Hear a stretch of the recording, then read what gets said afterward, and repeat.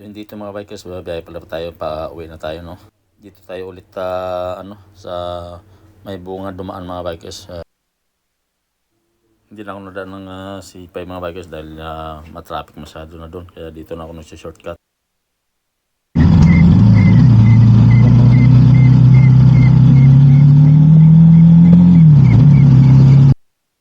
Ito paghapon at umaga, maraming mga estudyante dito mga bikers umuwi.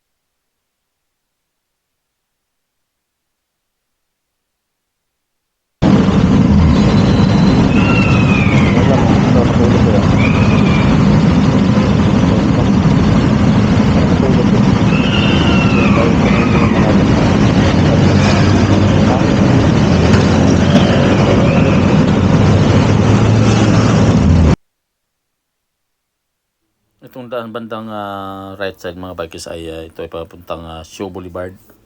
So dito tayo sumusunod sa mga agos ng traffic. Ito stoplight papuntang ano na to, puntang BGC. Yan. Dahil stoplight pa mga bikers dito, pitik-pitik mo tayo dito ng sa ating mga gadget dito para yan, gunang mga bikers, let's go na tayo. Diretso na tayo dun sa ating bahay para magpapahinga na rin para makarelax.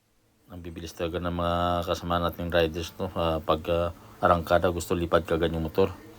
Tayo naman ay alalay lang dahil siyempre hindi naman tayo kaskasero, hindi naman tayo may bira ng pagpapatakbo mga bikers, pero pag long ride naman medyo okay naman ang takbo.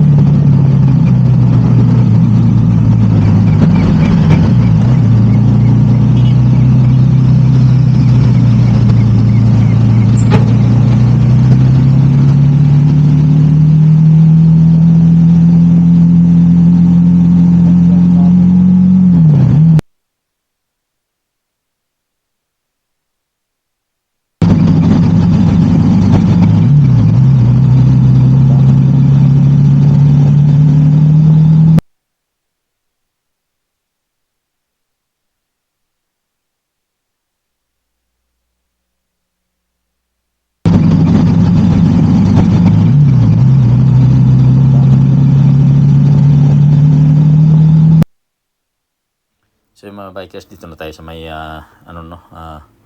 Ilog Pasig banda mga bikers. Papasok na tayo dito sa may U-turn slot.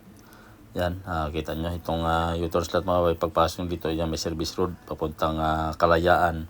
Ito naman diretsong kalsada na ito mga bikers ay diretso papuntang naman to, papuntang BGC, papuntang South Taguig. Yan, Signal, itong tinatahak nating daan mga bikers. O diba, matraffic sa kabilaan mga bikers. Since na ng mga bikers, itong kalsada na to napakaraming dumadaan na dito dahil isa na so parang pangalawa sa EDSA mga bikers. Itong kalsada to C5. Dati kasi ito hindi naman itong ganong dumadaan dito. Ang mga sasakyan ngayon parang style EDSA na rin, napakaraming dumadaan dito mga bikers. So dito na tayo magsiservice road sa kabila papuntang 19th Avenue mga bikers. Dito alalay lang tayo dahil siyempre maraming dumadaan dito. Siyempre konting alalay na baka hindi tayo mapansin na masagip tayo dito. Alam mo naman minsan mga dito katulad dito express bilis tuloy-tuloy lang, di ba? Sa ibang mga sasakyan naman dito alalay lang takbo, tayo din alalay lang din, di ba? Ganun na yung pag dito mga bikers, bigayan lang din. Tingnan nyo naman itong gandang to sa bandang kanan natin ay parang parang matigas na bato yung mga bikers. Kaya hirap dito nung gumawa to ng C5, hirap dito sa bandang kanan na to. Yan binabakbak nila yan binabako nila yan dito. So unahan konti dito mga bikers ay tayo ay liliko. So bago pa akit yung elevated, tayo naman ay liliko sa kanan para papuntang bahay mga bikers. Kita nyo yan, itong mga napakakitid pero kailangan mo naman delikado din tayo ingat kayo dito, baka ma-shoot yung gulong sa unahan, magkaroon kayo ng problema, matumba kayo. Yan, dito na tayo, lali na tayo dito, pasok na dito sa unahan konti. Yan yung U-turn slot papuntang Pasig naman po. So ito ang natin, ito kakanan tayo dito sa unahan sa jeep. Itong maliit na kanto na to, kakanan tayo dito mga bikers. Antayin tayo may dumadaan dahil siyempre yan. Tapos kakanan na akit na tayo mga bikers. Dire-diretso lang tayo. Tapos yung huling kalsada dun sa may dulo banda, yun sa atin na yun. Ano pa naman tong na-stuck tayo dito sa kotse. May kasalubong yata kaya na-stuck tayo din. Stuck din tayo. Yun kasalubong yung green na kotse mga bikers. Taxi pala to, bagong taxi yata ito. Yan diba? Alam nyo naman yan mga bikers.